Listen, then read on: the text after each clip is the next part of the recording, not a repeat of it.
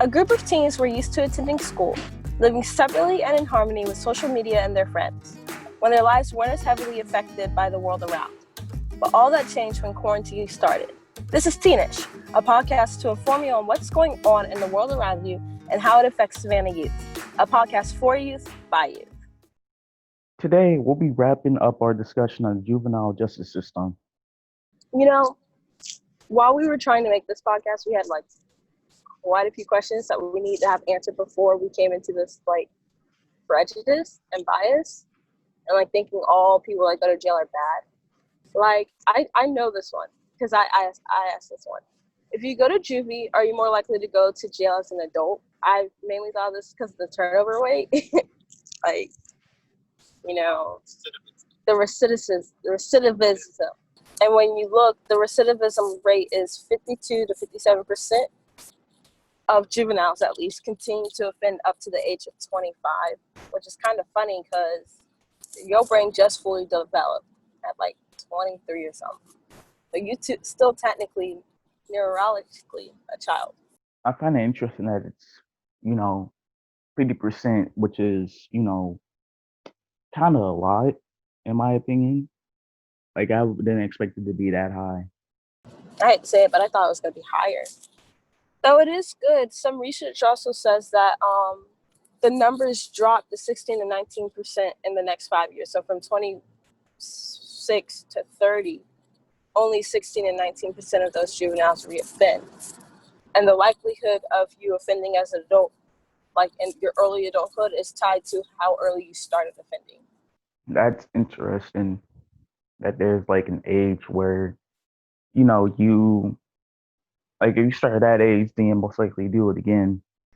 It could depend because Definitely. because you could really never, because sometimes they could be like, oh man, they get older, oh man, what I did was stupid.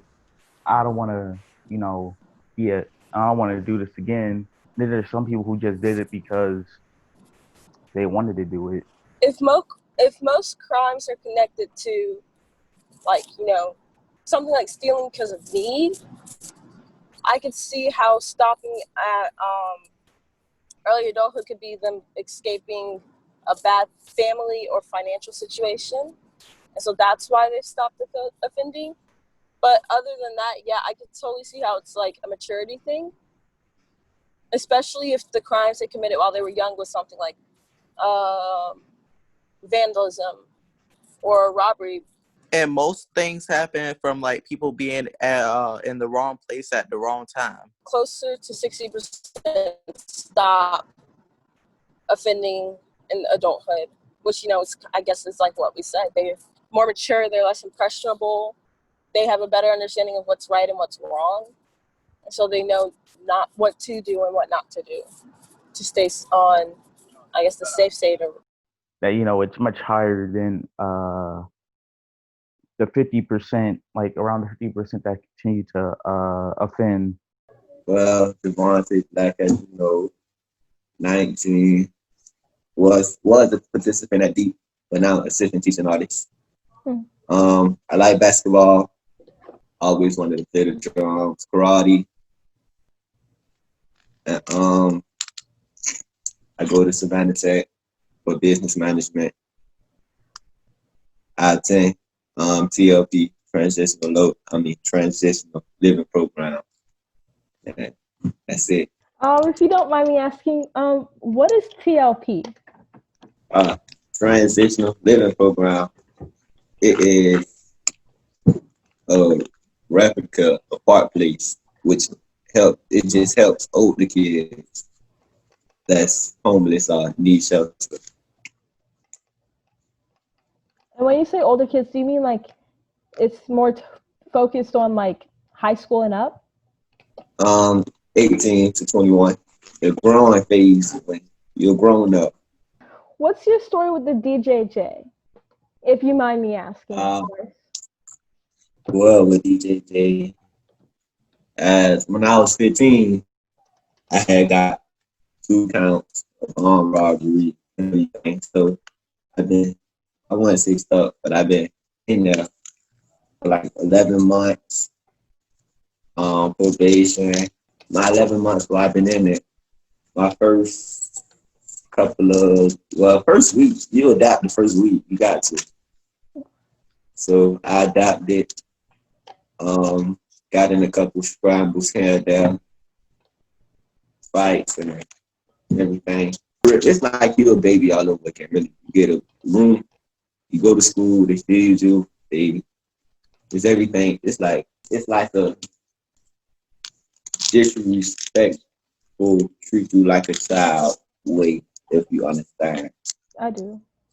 It's like, oh, you this, that, you look, oh, and oh, a lot of officers and everything, well, JCOs, juvenile correction officers, a lot of them, since you locked up and everything, they like to take advantage of you. So that's where all my little fights and scrambles and all my incidents come from. Because they try you because they home and they could say I could go home at the end of the day, which a lot of people say. You feel me? Mm-hmm. It's really, like I said at the beginning, you gotta just adapt.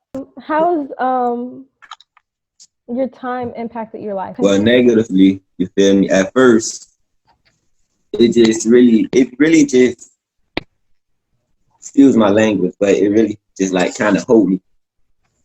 I couldn't really progress. It held me. And when I got released, I was put in a position where I had to behold some more. So after 11 months coming home, then I gotta go to another placement. That you feel me? That's a whole expecting with the leg monitor and everything. So I feel like it really froze my life. It really stopped me. But at the time, I had to be stopped. And positively, well, really positively, how it impacted my life was what I learned, what I seen, the people I've met. It changed my mindset, motivation, exercise. Give you time to think what you're gonna do when you come home. It's beautiful in a way. It's beautiful in a way. It could turn into a beautiful flower if it allowed to grow. I never went to high school. You feel me? Went to Savannah Tech and got my GD, but I want to go to it. I miss it. I mean, I ain't miss it because I never had it, but well, once I came home from doing my 11 months, I had 2 years on probation. My family, we've been going through it at the time. Well, I've been locked up. My family on the outside, we just going through it. So everybody got divided. I got 6 siblings, so everybody got divided between relatives. And I end up with my auntie, which is Jehovah's Witness. Well, she is a Jehovah's Witness. You feel me? She has strict rules and everything. And I've been already like 2 grades behind, but went to juvenile. Didn't do class at school like that, but was 3 grades behind. So she been like, oh, it's best for you to go this way and this way. Even though I've tried my hardest to complete school and getting my right grade and everything, I ain't never had the chance and opportunity to voice or say I want to go back to high school. It was kind of pushed upon me. I guess she was holding me from my past school experience. What was the best thing to come out of you going to juvie, other than like, giving you structure and stuff? Well, you remember when I said once I came home, I was stuck in another predicament. You feel me? While in that predicament, they helped me. They gave me counseling, therapy. Some of it could be thrown at you and say you got to do this, you got to do that, and everything. That was with me at first. They through counseling, through a therapist, through some type of pills on it. Just do it and it, you feel me? But I feel like I started learning how to use the counselors instead of going against them. I started learning how to use the therapist, talking to them, let my emotions go, and the support. They got a lot of support for you. I'm glad you have that support. I feel like everyone needs that kind of support, especially at that turning point of your life where you can make or break yourself. In like the now, how do you help yourself like heal? How do you break free of, I guess, the negative pacts of your past? I just went through that recently. I guess what? I don't know where this come from or anything. I just became negative. I've been negative, like negative stuff that happening to me for like a week. Mm-hmm. But I had to sit down, reevaluate, write my goals back out. I like doing yoga. Yoga's so raw. Meditating, being active, and forgiving the people, you feel me? And forgiving myself that I hurt who hurt me. Forgiving. I like how you said you forgive yourself, because I think a lot of people are so focused on forgiving other people and how they wrong them that they don't consider forgiving themselves and how they wrong themselves. So I'm glad that you're doing that. And I think this will be like my last question for you. What advice can you give to those in a similar situation? I'll say at first, it will cause great pain and suffering. Once you've gone through it, it's great pain and suffering, like the whole world against you. But once you find light in your darkness, once you feel me, the beautiful things are the little stuff that counts. Everything, the little things will turn bigger and everything be beautiful again. All your pain and everything will just dissolve. Thank you, Mr. Javonte. Yes, ma'am. Thank you for asking these beautiful questions. Thank you for answering them. Like everything you said was so poetic. I just want to snap. Oh, you should have. Hype me up.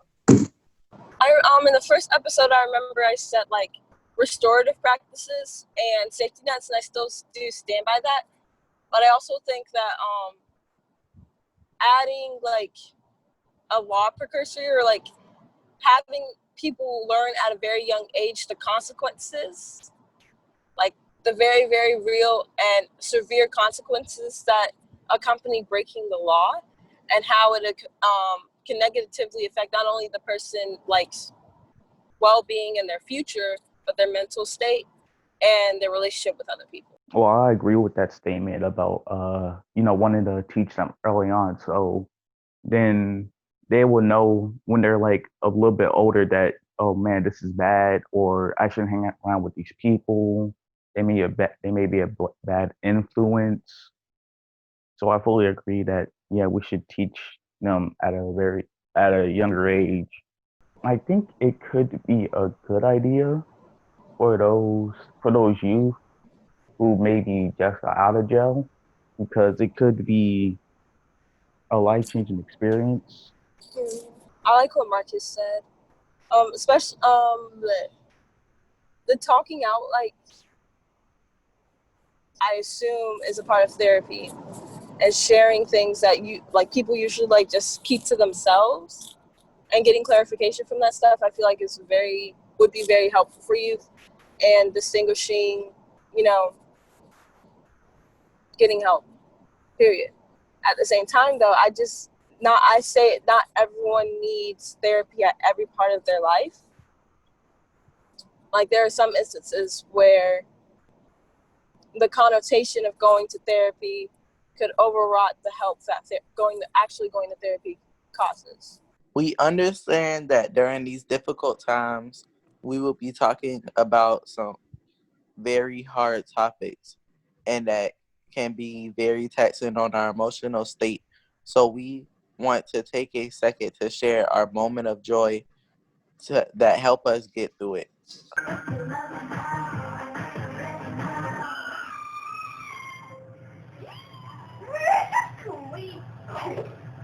Oh, self-care, baby. Goodbye. Thanks for listening. This is a podcast for you, by you. We are small now, but we can always get bigger. If you are interested in joining, give us a moment of joy or giving us a moment of joy, or having a topic you want to discuss, please contact us at the email below.